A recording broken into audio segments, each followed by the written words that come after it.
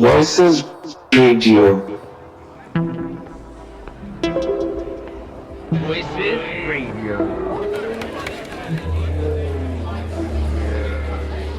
Voices Radio.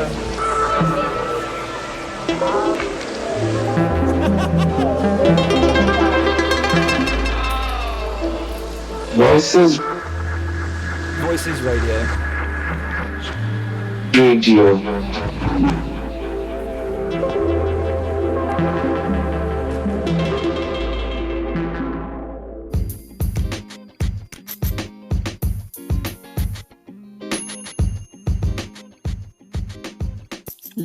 Yo, what's happening, boys and girls? Welcome to Breakfast with Sadiq Bello, available on Voices Radio on the first Thursday of every month between 9 and 11 a.m., where I will not only be playing some absolute bangers, no mash, but to wake you up from your morning slumber. But I will also be talking with various guests about how they have decided to spend their time trotting through this ironic journey that we call life.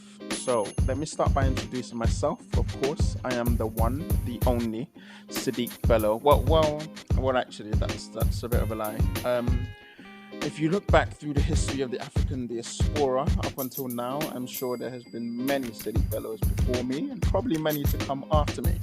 But I would like to think that none of them quite did it the way that I intend to live it. So in a nutshell, I am a DJ and music producer, born in Victoria Island, Lagos, Nigeria, but raised predominantly in West London. Starting out as a house DJ, I later expanded into open format, blending a myriad of genres and learning how to scratch and use effects. This would later help me develop my own style. But for now, as I have said, tune in as I wake you up from your morning slumber and get you out of bed and prepared for another beautiful day ahead. Now, for those of you who are listening or streaming back from Spotify or Apple Podcasts or any other medium, then feel free to like, subscribe, and follow me for more info at Sadiq Bello. That's at SADIQB3LLO. The 3 is there just because I want it to be a bit quirky. Once again, that's SADIQB3LLO. Okay, so let's get into it.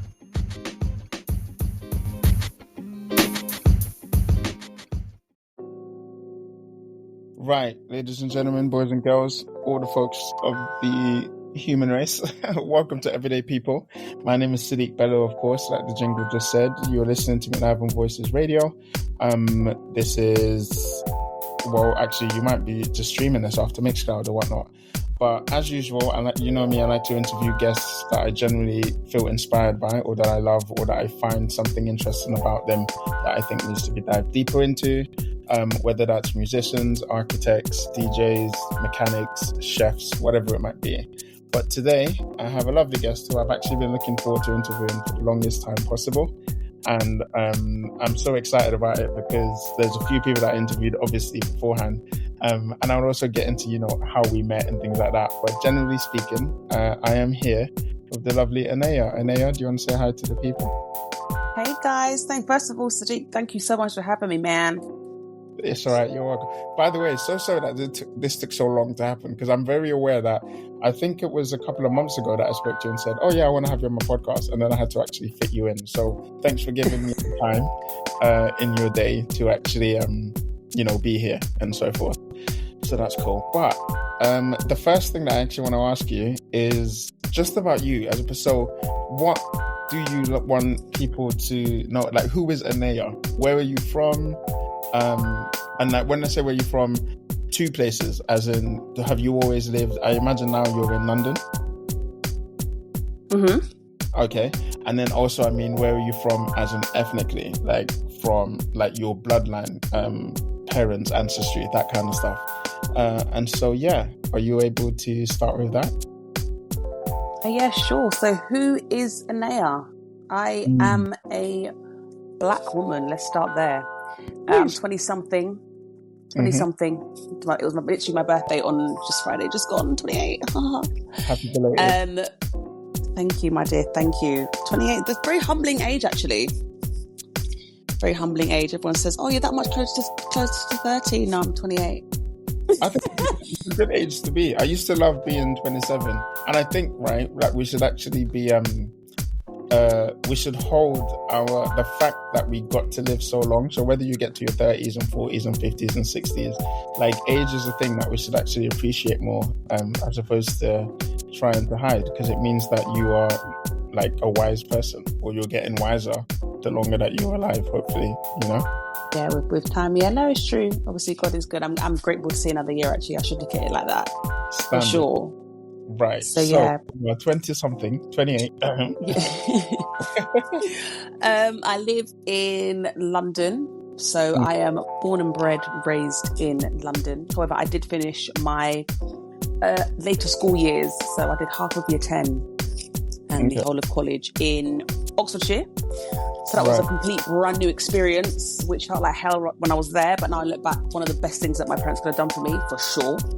And I'm also from Barbados. My mum is fully Bayesian and my dad is half Jamaican and half Grenadian as well. So giving Tropicana, a bit of everything in there. I hear that. Every time, you know what, when you say that, every single time I hear someone say that they're half Jamaican, the other half is always Grenada, at least I found anyway. And I don't know if that's like a thing, or like, do Grenadans and Jamaicans just kind of get along easier than all the other Caribbean islands, or what's? Well, this is the thing. Like, Grenadans love a Jamaican woman, clearly, at this point. So my granddad was Grenadian, also French as well. Yeah. And then my nan is the Jamaican one. So I'm not really sure about how they met. Yeah. But yeah. And do you have you ever visited? Or were you born there? Did you mention? You didn't mention that a minute ago. Were you born there? No, so I was born in London, Queen Charlotte. Okay. Big up West London. Big up West London. And then every time. Yeah. It's like the best area in London. Like, and I know it's trying to be South Londoners listen to this. Below South London, listen. West London is the best part of London. But yeah, carry on. Do you understand? West London's where all the creatives are born and bred, and it's clean. Yeah, and it's nice. Yeah, but they think we're stuck up. They think we're better than everyone else. Like, every single time you look at. I mean, we've never said that, but we'll take that. You know, if they're projecting, let them do that. But do you understand? I've been hearing that my whole life from a lot of people. They're always like, "Oh, West London is posh," and I'm like, not necessarily. We're just like well mannered, maybe. Like, you know. Yeah, I mean, it's yeah. I still feel blessed to live here. There's just something about West. I don't know. Again, because we're probably born and bred here. Yeah. Locked in, man. Absolutely locked in. Everything you need. West is what I know, literally. Yeah. If you ever had to move out of West, though, the thing is, ironically, I would actually move to South. I wouldn't live in East personally, and I wouldn't live in North because I feel like there's almost nothing to do in North. But if you had to move out of West London, where would you go?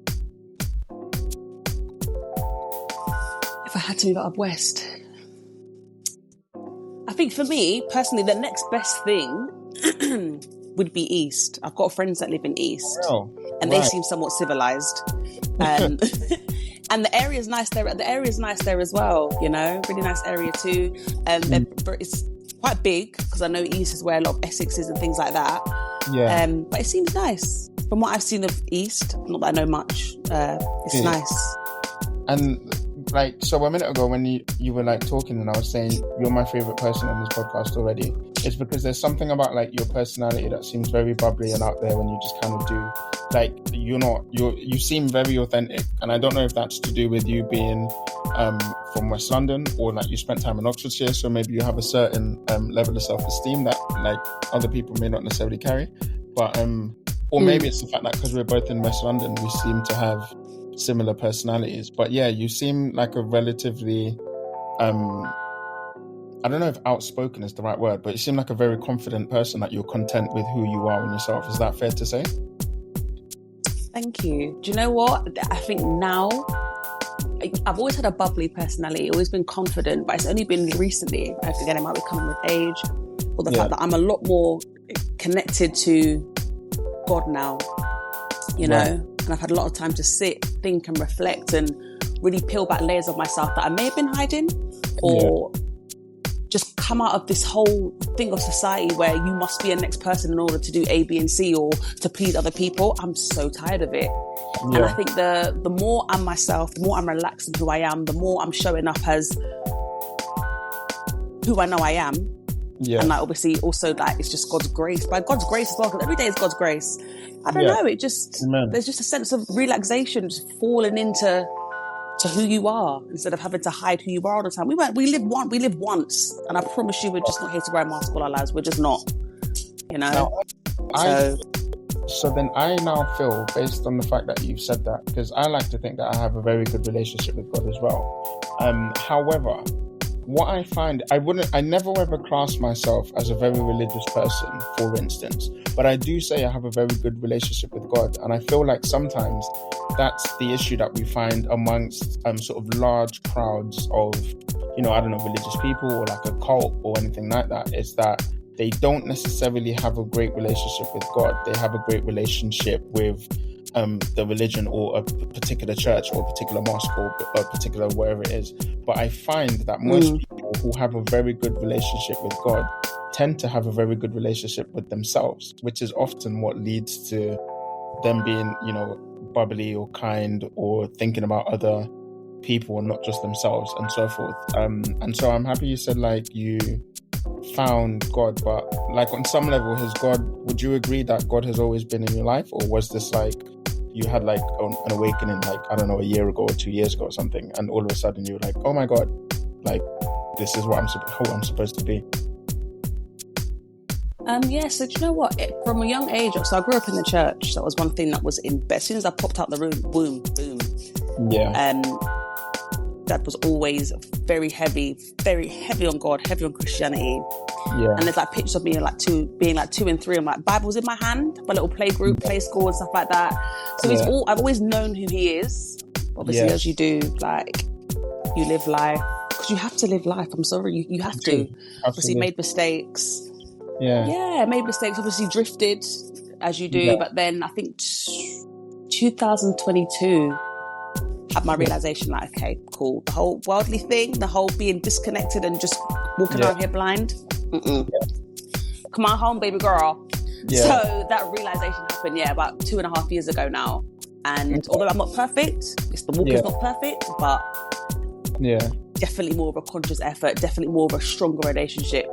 That's definitely contributed to my views and how I am as a person now, and how I'm able to authentically express myself, even though the world is so against that. But that's nice. And I think that happened basically because you you rediscovered love. You rediscovered God, which God is love, but you rediscovered God in your own way, which is very important because I think so many people don't get the chance to do that. So like, I'm born and raised Muslim, and same with me, like growing up, Dad was always like, my dad was more religious than my mum, if anything. My dad's always been like, yeah, cool, pray 5 times a day, go to the mosque on Friday, cool. But whereas it was being almost like not force-fed, but like shoved into my life, at some point, somewhere in like my early to mid-20s, I was very much like, yo, I need to discover some stuff. And then, you know, later on into my life, like I'm now in my 30s, I like to say I rediscovered God, but I rediscovered God from my own point of view, without necessarily anyone. You've got to want it for yourself, want it for myself. Otherwise, you would just like, if you live your whole life without having that rediscovery phase where you do have to like, you know, trek the world or travel, even if you don't travel like physically, but just see new things and meet new people, then eventually you have a higher risk of probably getting to like 50 or 60 and having some mad midlife crisis because you'd be like, I've never actually really done what I wanted to do, and I don't necessarily know if what I'm doing is the right thing. So I'm happy that you rediscovered God on your own, or you had the ability or chance to rediscover God on your own. So far, everything you've said, by the way, we have many similarities, like in the way that it seems that your life trajectory has gone in comparison to mine. So maybe that's why we seem to get along, or have very... Even the way we met was crazy. Like, Huh? That's what I'm saying. Like, and even with that, the way we met, like, you can't just do that with anyone. So, for those of you who are listening, essentially what happened was I was at work, and Anaya came in basically as a client, and I was like the person offering the services and like fixing her laptop, and we got to talking, and a conversation led to another, and here we are. Like, probably 6 months later now, you're on my podcast. Maybe was that a year ago? Was it 6 months ago? Something like that. I think it's, you know what's the, I feel like it was a year ago.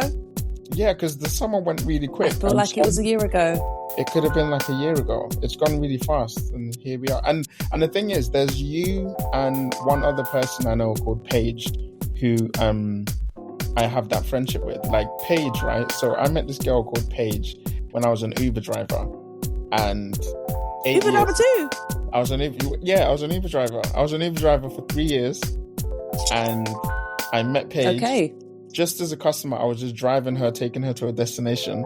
We ended up having a really good conversation. 8 years later, here we are, still friends. And I'm like, rah, that's like 8 years later. 8 years later, and I'm like, rah, here we are. Like, what the hell? What time has gone by? But yeah, sorry. When you were talking about, so your dad is half Grenadian, half Jamaican, and your mum is Bayesian, and you were born in London. But you also mentioned that you spent some time in Oxfordshire for school. Yes, I did. Yeah. Right. And is that so? Yeah, the Oxford. Sorry. No, sorry. Are you like regathering your thoughts? Can you? You were like, no. Yeah, no. I thought it was lagging. I thought I was speaking over you. Oh no. So yeah, so if that happens, okay, sick. It'll be something to do with like either the internet isn't catching up on time. So, but you're yeah. I'll let you know if you're speaking over me or not. Okay, cool. Cool. So I'll tell you a bit about Oxfordshire then. Yeah. So yeah, Oxfordshire. So when I was, I want to say 14 going on 15. Mm-hmm. 14. Yeah. So I was okay.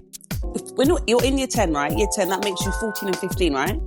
Yes, because in because in college you're 18 or 17, I think. Yeah. Okay.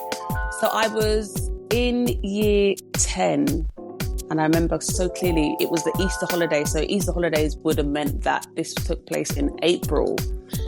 So yeah, moved to Oxfordshire when I was basically had finished half of year 10 because I was just focused on the wrong things. And my dad was working in Birmingham, and obviously the middle point between Birmingham and London would have been Oxfordshire. Right. So that just tied in. And obviously one thing about my dad, he's going to pray about everything, everything. So it was either the choice to move to Oxfordshire, or the other alternative was Kent. Right. The other alternative was Kent. But the house in Oxfordshire, my dad said, just made more sense. He was just being led to go towards Oxfordshire, so he did. Right. So yeah, we packed up and moved there. Obviously, I was focused on the wrong things, and my dad was like, I have one child. Literally, we have one shot. I am not raising someone who's just not focused. Standard. So, exactly that. So he moved us all out to Oxfordshire. My parents are ready and ready to go. They love the whole Oxford thing. They're still there. Okay. So even then, starting a new school, and it was a predominantly white area. Yeah. So where we live is very countryside. So there's horses, and neighbors come and bring each other sugar and honey, and it's very they're old. It's very community. We have like cake sales, and it's really cute. It sounds very Emmerdale / Coronation. It is giving slight Emmerdale, but I'm here for it. Cool. So yeah, we moved down there, which was a really interesting series in my life because I felt so hard done by it. It all moved me from, London. Like all my friends were here, and that's all I knew. So I loved it here. My heart was definitely in London. So I literally trudged my feet here, and we moved, started school, being in a predominantly white area, being the only black girl. And I think this is also what kind of contributes to the whole confidence thing, because when you start somewhere new and you're the only black person, you can either go in feeling almost like waiting for you to be victimized because of the colour of our skin, which unfortunately does happen, you know. But I had to keep telling myself and overriding that feeling, especially as a 15-year-old. You're here now. You're gonna see this through. And remember, anywhere that God calls you to, you're gonna go there equipped. Yeah. You know. So the first couple of weeks were quite rocky. There were a couple of weirdos that were trying to try me, you know, as they always which was do. very interesting. Yeah. As they do. But I'm not going anywhere, and you're going to respect me. So we can either fall in line or we can just fight. We can just fight. So the first 3 weeks, they were, a bit, wasn't the greatest. But then obviously you start finding your people. And I did find my tribe in there. Really lovely group of girls, really beautiful group of girls, bless them, who really took me in and was really interested about London and where I'd come from. And the girls out there are very different to how London operates, obviously, just because of cultural reasons. Yeah. So for me to be able to see how another side operates in a new light was just, really eye-opening. I was focused. My attention was slowly turning from, boys and parties and socialising to actually wanting to crack down on grades, being a bit more mindful about what I want to do after school. The conversations turned from what am I doing on the weekend to shall we all meet up and study this coming Saturday, this coming Friday, what teachers that we want to pick out, what colleges that we're applying to. And I'm really, really grateful for that. So grateful for that. I can imagine. So again, really different in response. Oh, sorry, carry on. Oh, wait, yeah. I was going to say, really different. Hearing me like half a second later, so it sounds like I'm interrupting you. But no, carry on with everything you're saying, because I have something to add to this, because it's another similarity that we basically have. But carry on. You say yours first. Right. Where was I? The grades. So school, the grades and the teachers, and having to adapt of the new way to get. I had to go to school in a car because it was just that far away. If I was to go to school on a bus, it would take me an hour and 20 minutes to get there, whereas the car journey was, I think, 35 minutes. So I had to get a taxi into school every day, which was really different. I had to be ready on time, otherwise the taxi man would just leave if I wasn't on time. So that was interesting as well. But yeah, man, that was basically school in a nutshell. And was it a what's it called? Was it a grammar school, or was it a public school? Because that I find that there's very. It was a public school.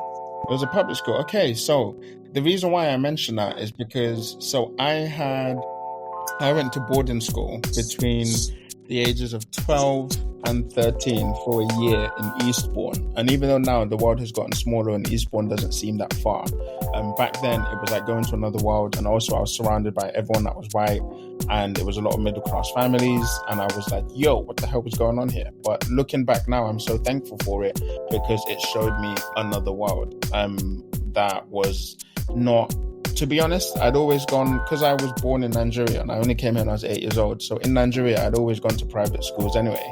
And then after St. Bede's, which is who I went to in Eastbourne, that's when I started going to public schools here.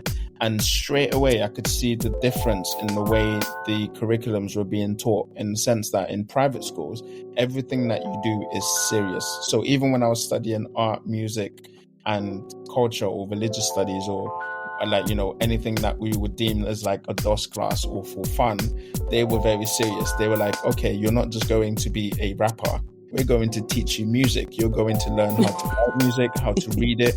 We're going to put you in competitions with other schools. Like, you're going for the best of the best, and you're going to be like Mozart or Beethoven. That's how music was taught. Whereas I feel when I came into public schooling, music was kind of like, oh, this is a dream, like, it's cool, have fun, but focus on maths, English, and science. And I think that gave me confidence to believe that regardless of what I was doing, whether I was making music or whether I was DJing, or even sitting here when having a podcast with you, it's because I firmly believe, look, regardless of, a Grammy or a Nobel Prize or being knighted or having an MBE or even without none of those things, everything that I do has to be good enough for me. It doesn't have to be the best. I'm not in competition with anyone else, but I have to take it seriously. And that's the one thing I find that's different between the curriculums being taught in private schools and in public schools. In public schools, that's why when all of these grime artists or these rappers come from like the inner city or like a harsher background, it's almost like a dream to make it like, oh my God, yeah, I survived. But then you have other people who were like classically pianists that are like, you know, for them, it's like, yeah, this is work. I show up, I go to the opera house and I play for an orchestra. But for them, it's not like a dream. It's like, oh, well, this was always going to happen because I put all of my effort into it. Like, you know, it's a given. And that's why I wanted to ask whether the school you went to in Oxfordshire was a public school, because you said all of your morals sort of changed from partying, boys and going out to all of a sudden thinking, okay, now I need to start thinking about what college I want to get into and what I want to do after school, and like, you know, hanging out with these group of girls that you would focus on, you know, whatever teacher you were like studying with that week or whatnot. But yeah, it's funny to hear that came from a public school. I wouldn't have expected it. It might just be a London problem then. Maybe just in London everyone's reckless, and in the suburbs everyone's actually kind of like level-headed. Yeah, obviously, because it is two different experiences for sure. But you know, especially at that age of 14 and 15, of course you're wrapped up in what everything except grades that is going on. Absolutely, you know. I remember, I went to school in Northwest London, but where I lived, we would be up in Hammersmith Broadway, so all of our schools are literally door to door, you know, door to door. So everyone just used to link up all the time. That's all we're focused on. BBM days as well. Yeah, that life was lit. But as far as the concentration would go, don't get me wrong, I wasn't doing horrifically in school here, but just the way my mind works, if I just had that little tweak of focus, you're laughing, you know. So it's just those changing environments sometimes that really, really help, man. That really, really make the difference. Yeah, and because of who you're surrounded by as well. Yeah, you are also very well spoken. Thank you. Yeah, no, I just thought it's worth mentioning. And now as I've gotten older, I've realised that that's actually one of the biggest compliments anyone can give you. Whereas before, when you're like a child, you almost want to sound like the rest of like your friends and talking slang and be hood and da-da-da-da-da. But then as you get older, you realise actually being well-spoken is a very, very great trait to have as a human being, just because it almost... I thought, you know what? I've always been well-spoken, you know. I don't know. It might be my mum. Yeah. I've always been... I love reading and talking. Yeah. That makes sense. Even as a child, so that might have a lot to do with it. Could be. What we're gonna do now is we're gonna take a little bit of a music break. I'm gonna play some tunes, and then we'll come back. And I want to get into just you yourself as a career woman, let's say, or any aspirations that you may have towards, you know, why you're here or what your purpose is in life. Is that cool? Yeah, let's do it. All right, we'll be back in a second, guys. This is Sadiq Bello and interviewing Anaya on Everyday People. Okay, guys, I hope you enjoyed that little music break. If you're just locking in, you're listening to Everyday People with myself, Sadiq Bello, and I'm over here interviewing the lovely Anaya. And if you're just locking in, we've discussed where she came from, her ancestry, her background, and where she grew up and went to school. And what makes her carry herself in the way that she does, because I like to think that she actually carries herself quite eloquently and speaks really elegantly and properly, which I think is a nice trait to have just as a human being. She did talk about obviously being a black woman who is close with God or has a relationship with God, and rediscovering God. But now I want to get into what your plans are, if you have any plans for the future, or if you're just kind of waving along. And so, Anaya, if you're there, do you want to say hi to the people then? Yeah, hey. Back again, yeah, Anaya. All right, cool. So, right. So in terms of like what you do, I feel like this is such a, what's the word? Like a repetitive question, because I'm sure you come across people who always ask you like, what do you do? Especially nowadays with social media, everyone seems to be like an influencer or a creator or a painter or a fashion designer or an artist or a technician or or whatever it might be. And so what I'd like to ask you is, what are your inspirations? Like, what are your passions? like love or take out of life that you hope to share with the world one day, or that you're just doing right now? I mean, yeah, for sure. So obviously, my creative passions definitely of I'm a voice actor. Definitely holding down a 9 to 5 because London's expensive and money have to make. So I work in sales in that aspect. Yeah. But yeah, so I'm a voice actor, and I've recently started to kind of shift, kind of open up new doors for myself when it comes to trying merging in my passions with what genuinely makes me happy. So got a love for fitness now, absolutely got a massive love for fitness, and I also have a wellness development podcast. So I speak about different topics. One week it could be friends, lots of personal development, basically topics on there as well, which has been a real joy to make, whether it's one person listening or 15,000 or a million people. I like to go on there and just talk. Right. And it's a creative outlet for me, basically. And that transition from being a voice actor to a podcast, actually, how does someone actually get into voice acting? Because I've met someone else who told me they were a voice actor, but is it like, do you just wake up one day and say, oh my God, I have a great voice, I'm going to start applying and voice some cartoons or adverts or something? Like, how does someone get into being a voice actor? Do you know what it is? So I used to work, another fun fact, I was a nursery nurse for 5 years in Oxfordshire. And I used to read the children's stories, but I don't know what it is, when I used to read, the entire room was captivated, the children and also the teachers as well. I used to be sat down wanting to listen to me read. That's very sweet. And then just parents on the people that I work with, would just say in passing, you've got a great voice, like you're a great storyteller. And I thought, oh, really? Really? Me? So then a couple of years after that, I thought, you know what? Maybe I should give this voice acting thing a go. So I literally went online. I had a look. I just typed in voice acting, basically. So I had a look at what it was. What is the process to get into it? And I remember I just started to read out loud at loads of books or magazines in my own voice. And then I downloaded a course. First of all, started with a free course, which kind of showed you the pitch and tones and how to convey certain words as well, and the different kind of scripting reads that there is to do. So I thought, okay, let me just keep working with this. And then I finally made a show reel. So I made a show reel with a lovely man called Nick, and he helped me make a show reel and just gave me some voice training as well. So I made that with him. And then he just suggested, because I'm a newbie, do things on Fiverr, do other little projects on Mandy and stuff. Yeah. Get your voice used to actually having to present and things like that. So I did that as well. So I was applying on Mandy, and then I got my first official voiceover job, I think maybe 7 months after I started. And I did a project with Google, which was really cool. Yeah. So that was really fun. And that felt really empowering. Yeah. And then from then on, just kept it going. Found an agency as well.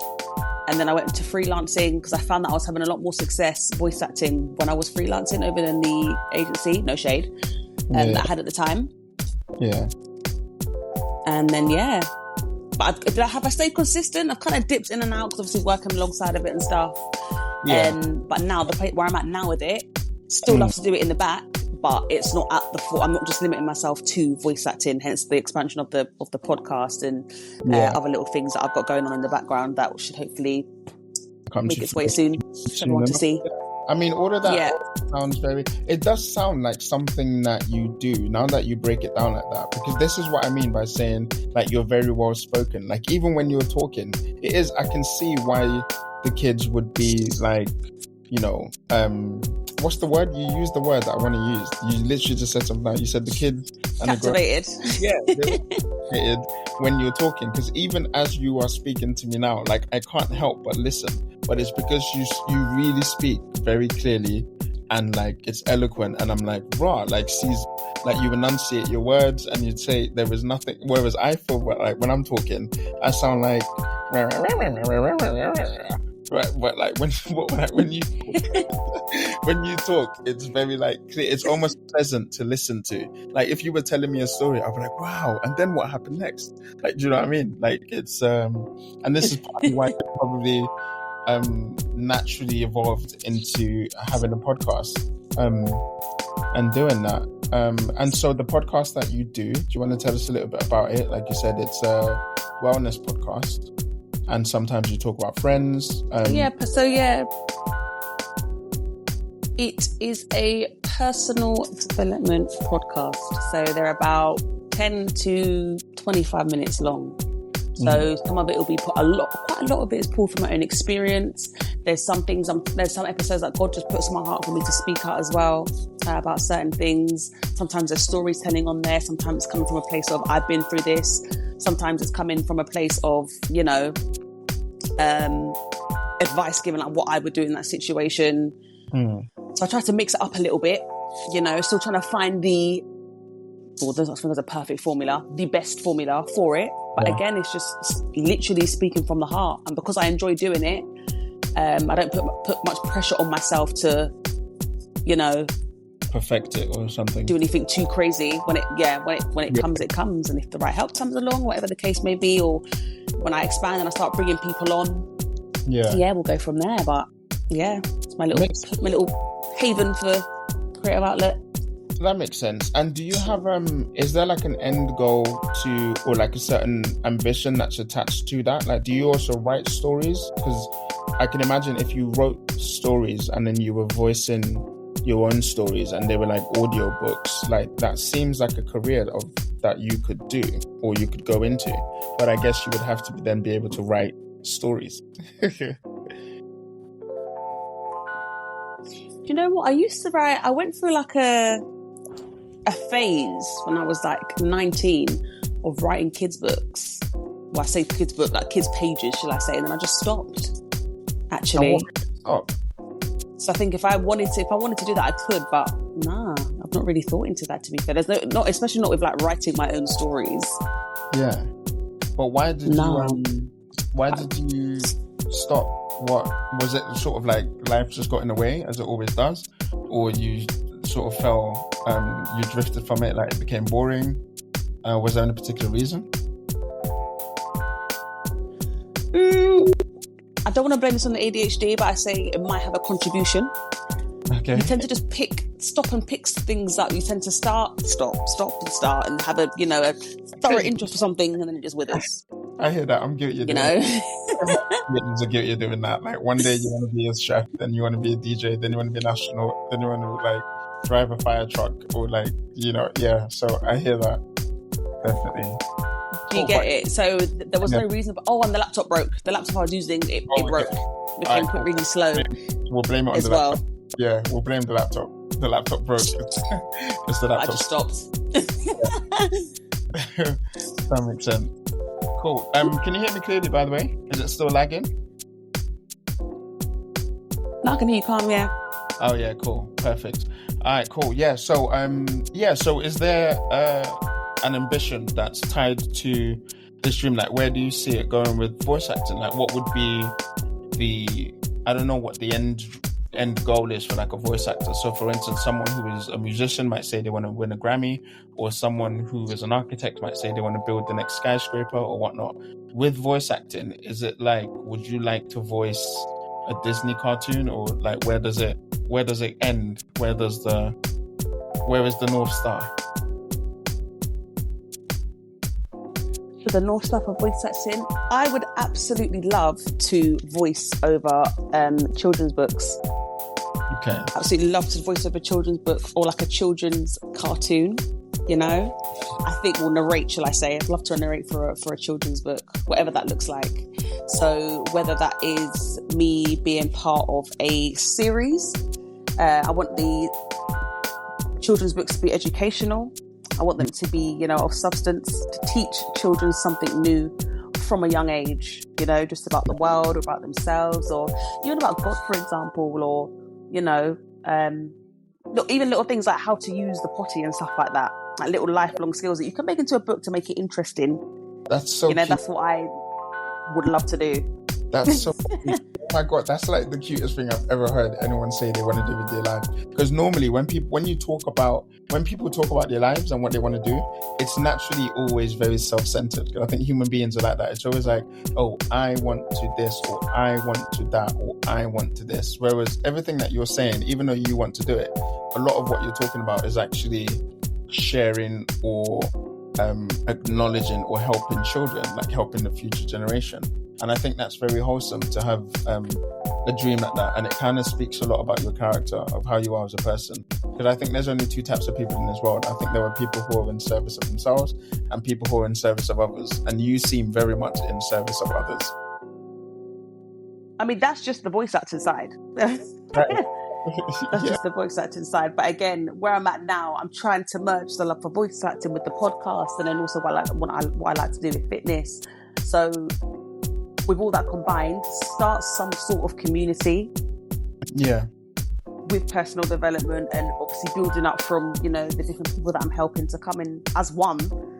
And some of that can be used through TikTok. I'm trying the whole TikTok thing. It's very different, because you have to actually put yourself out there, make yourself vulnerable. Still getting to grips with that. But the end goal with that is to, build a community that is centered around, again, personal development, tying in with the fitness there as well.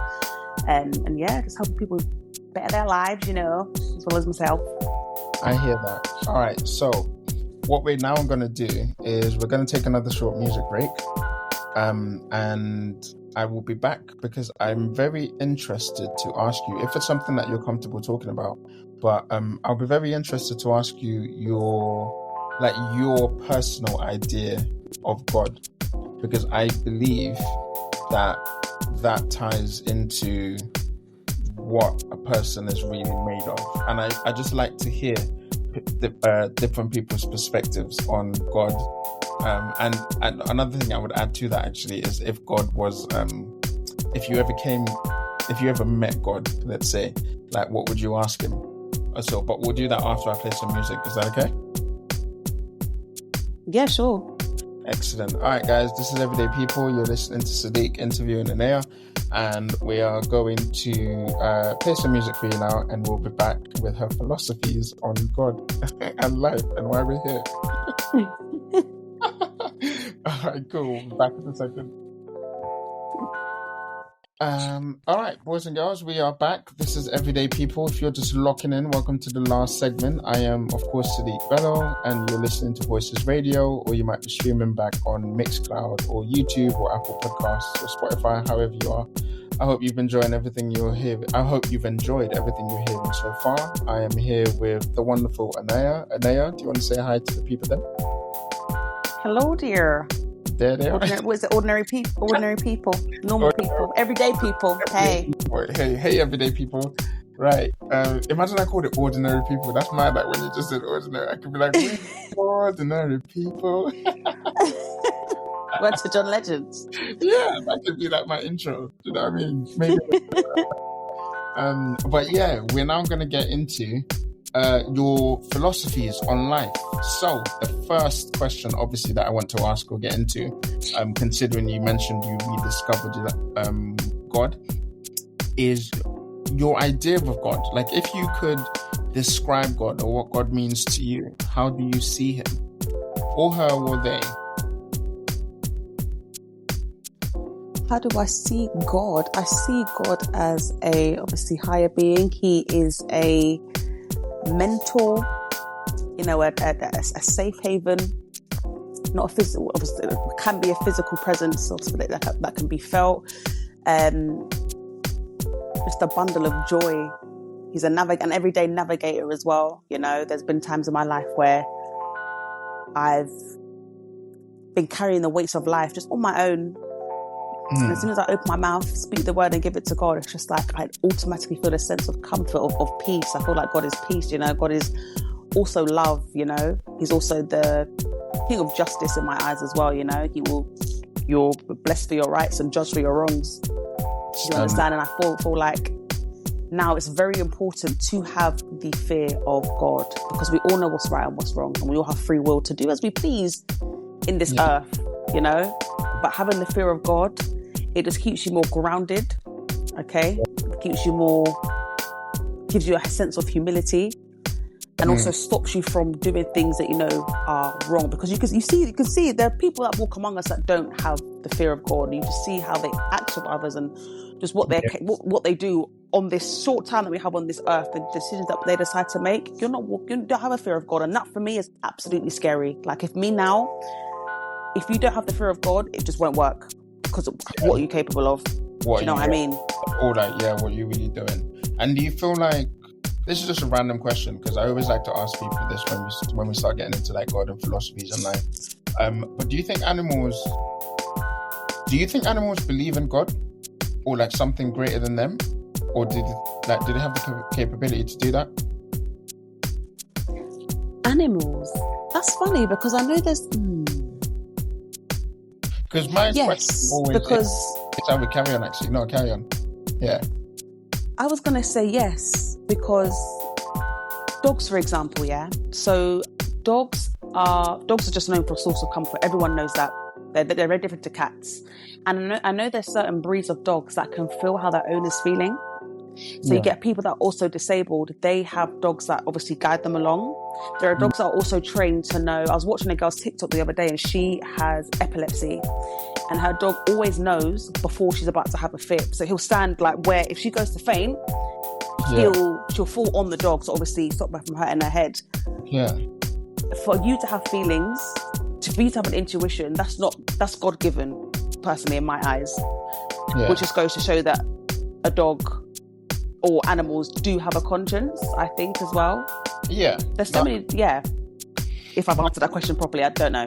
No, you did. That makes sense, because the thing that you've just said about like the dog knowing that she's about to fall and going behind her, and those things, like they're more in tune with it. So would you then say that maybe human beings lost their way, and we got so smart to the point where we've basically lost our connection to God, whereas everything else apart from human beings on the planet probably still has a really deep connection with God and the ecosystem and like life, because they just do their everyday things. But in the desperate need for more, like our greed has led us to forget about God, I guess, as a human, as a thing, which would mean that realistically human beings are not the smartest things on the planet. We're actually the dumbest. We seem to think that we are, you know? Yeah. We seem to think that we are. I think every day human beings are always chasing, because obviously as technology continues to advance and the world is just moving at such a rapid pace, we've got access to things now. We need things now, you know? So for example, Uber Eats, we need things now. We keep trying to invest in going to space and looking at other planets, so if there's extraterrestrial beings. Leave those things alone. We don't need to know them. I promise you, we don't need to know them. We're just being fast. Yeah. We're being fast. We should take care of our planet. We should take care of the planet. Yeah. We should take care of the planet instead of focusing on those things. So I do feel like, us humans, we are, I think, and there's so much information now as well, where we do, I even struggle with this now, because there's so much information, and I know when I'm getting overcrowded, because I'm watching so many different things with so many different opinions. There's even been times on my walk with God that I've been confused, because I'm listening to so many different podcasts and, YouTube videos on what to do and how God speaks and how he is. Sometimes you need to shut that all off. Yeah. And just remember that if God wants to talk to you directly, he most definitely will. Well, yeah. So, that confuses me about people that say like, they like, oh God, like when people talk about trying to, for instance, convert people, like that's a big thing that I have again, like grinds my gears. Like when people talk about like converting people or making someone certain or teaching them the way or so forth, I do understand that, on some level God does work through other people, and that's how the world works. But I also believe like, if this is the all-powerful, almighty, all-knowing being of the whole universe, surely if he wanted to like communicate a message to me, he will just do it in me, because I constantly have a voice in my head all the time. So like, I don't understand why God wouldn't communicate with me through that way. And I think that's what I mean by saying human beings have like ironically become the most stupidest or the most dumbest organisms on the planet, because we've lost touch with that. But another thing that I thought about today when I was actually servicing my car, like now when I was telling you, bruv, I spent 7 hours in this place that should have taken an hour and a half. And the whole time it gave me stuff to think about, because I was in the suburbs. It was like in Ruislip, like shout out Ruislip Discount Tires, right? Great guys, did my car, everything was amazing. But as I was watching them work, like they were all interacting with each other, like very friendly, very bubbly, very happy. Everyone seemed to be having a great time at work. And it made me think that it could be because they're working with their hands. And I feel like for the longest time, I've thought to myself, there's something so satisfying about working with your hands. Like people who like build, buildings or build aquariums or make a toilet, or architects or plumbers and electricians and anything, just people who do like labor and work with their hands always seem to be some of the happiest, most peaceful people on the planet, as opposed to people who work with machines and who push papers all day and spend time typing on the computer and doing whatever. And it makes me think about civilization, and maybe that's the one thing that separated oh, are you there? Yeah. Oh, yeah. And maybe that's the one thing that separated human beings from... hold on, sorry. This person's trying to call me. Wait, hold on. I just got to put my phone on Do Not Disturb. Yeah, no, you're right. Someone's trying to call me. Yeah, so what I was saying was, maybe this is the one thing that we thought was making us better as a civilization, or like to stand on top of the food chain, is the thing that has actually ended up working against us, because the less we work with our hands, the more disconnected we get from God. And maybe the reason why animals, like you said, dogs, and many other animals that may be in the wild or whatnot, the reason why they have such a deep connection with the universe, or a deep connection with life and the ecosystem and how everything works, is because they constantly spend all day working with their hands, digging with their hands, hunting for their food. Like they don't have any tools. And so the more tools that we create, i.e. things like the internet and social media, although we might think this actually connects everyone, it doesn't really connect everyone, because we're no longer going out to meet people. Everything is done through a screen. And so naturally, without that, without labor or without hard work, we sort of forget or lose our connection to God. I don't know if that makes sense, what I just said, but do you know what I mean? Yeah, I know. I do know what you mean. Yeah. And I think you touched on some really good points there about just how, what was made to work for us works again. Too much of anything isn't good, And I feel like now, because of how much the technology is advancing, and because of all the access that we have to different information, and how the media is set up as well to just make us always be in a state of fearfulness, we just work on autopilot. Do you get what I'm saying? There's no real purpose behind what we're doing. Now we know, just go to work, home, eat, sleep, work, home, eat, sleep, scroll. Yeah. There has to be a time. Yeah, like, do you get what I'm saying? Just work to die? Oh, heck, absolutely not. I don't think so. I don't think so at all. Yeah. But we're not even it's definitely... Yeah, like, you have to make such a conscious effort to be present now. But what I will say is this, as much as that's a downside, I don't know whether you have a look at statistics, but drinking has gone down in the UK by a phenomenal percentage. The amount of run clubs that I'm seeing now from young people, and even people our age as well, Sadiq, just having this newfound burning passion for running, for fitness, for community again, face-to-face community again. Oh my gosh, like, it's really refreshing. So as much as there's always going to be a down, there's also an upside as well. And I feel like that's why it's so important to make sure that we're nurturing and looking out for the younger gen, because yes, phones can be our downfall, but the good thing about phones is that there's so much different ways now to make money. There's so much different ways now to connect with people from all over the world, to, put out one thing, start a business, go on TikTok and it blows like you're flying. Like, there's so many different ways to now connect. Yeah. But And it's a In very what ways, though? You know? and it's a very great way to look at life, because like you said, that younger generation seems to be understanding, like they don't have the same pitfalls that like our parents would have. Like they don't look up to people who have a lot of money or are rich necessarily, and some of them don't even really look up to celebrities in the way that, you know, our parents may have looked up to like the Marvin Gayes and the Michael Jacksons and so forth.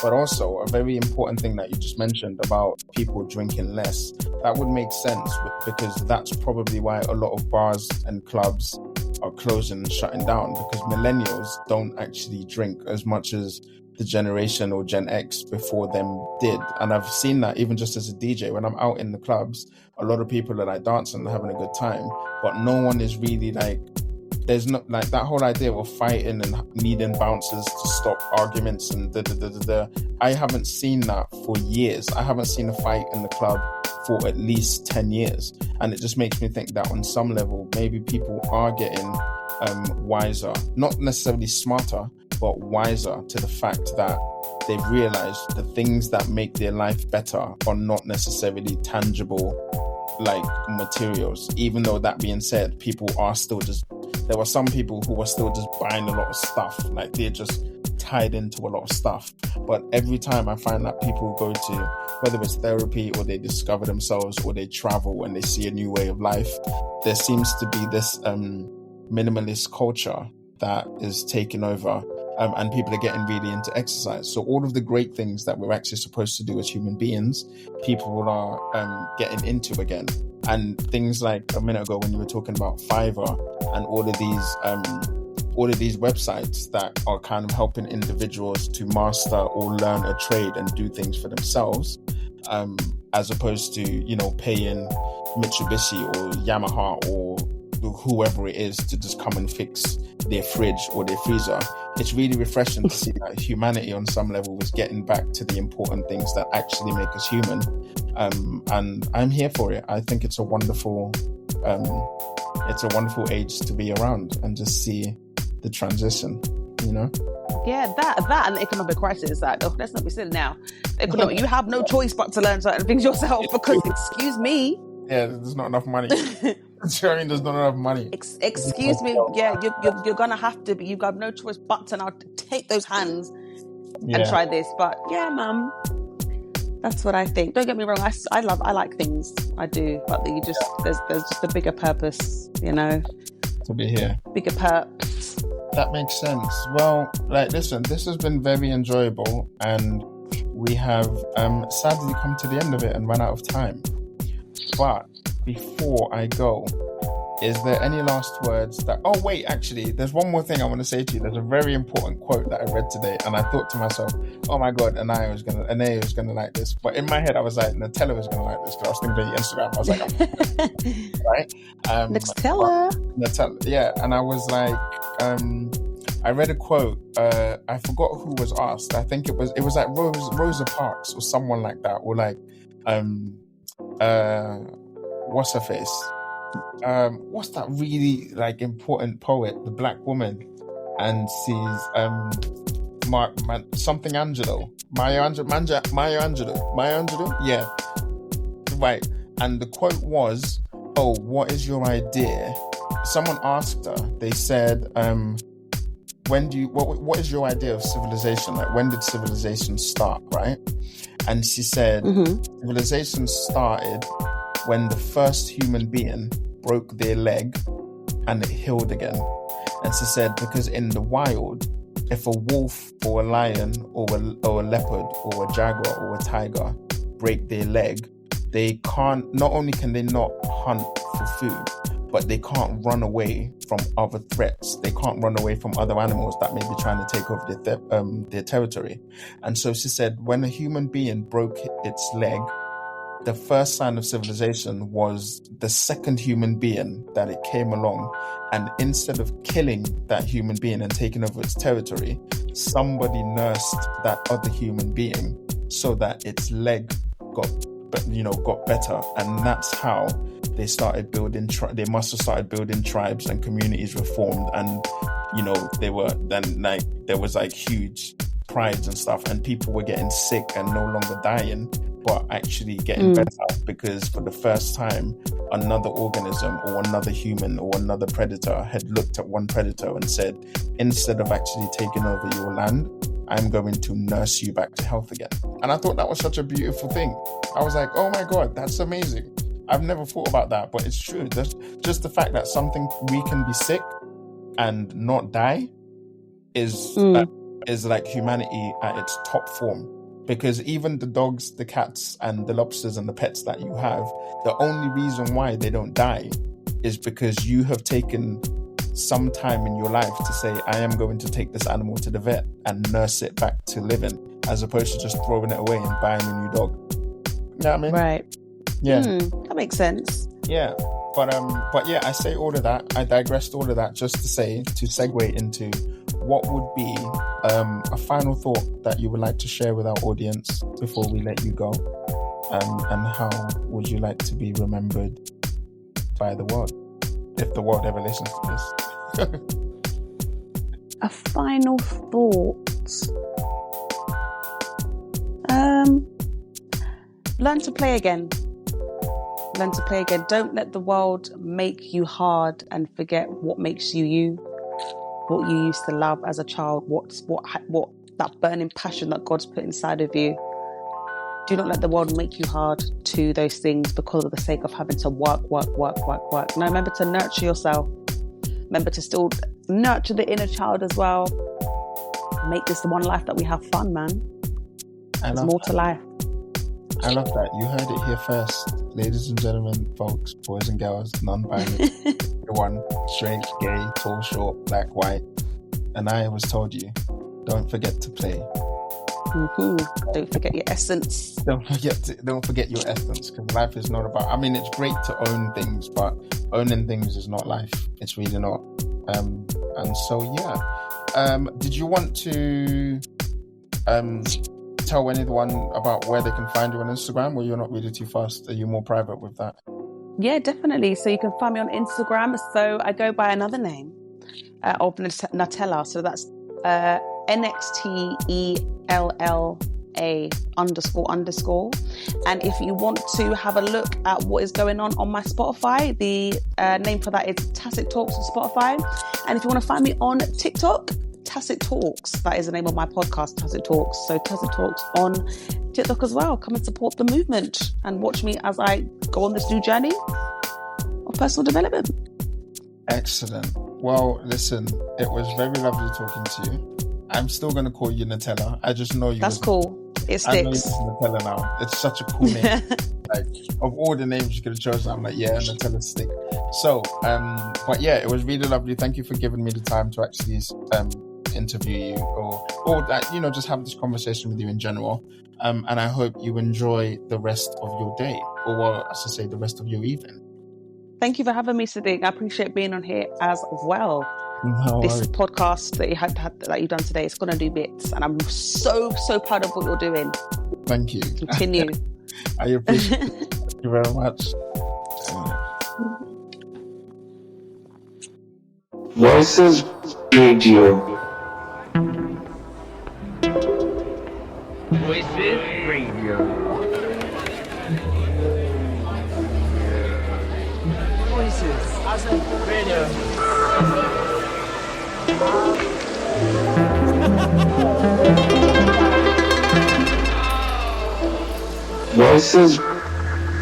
Voices Radio.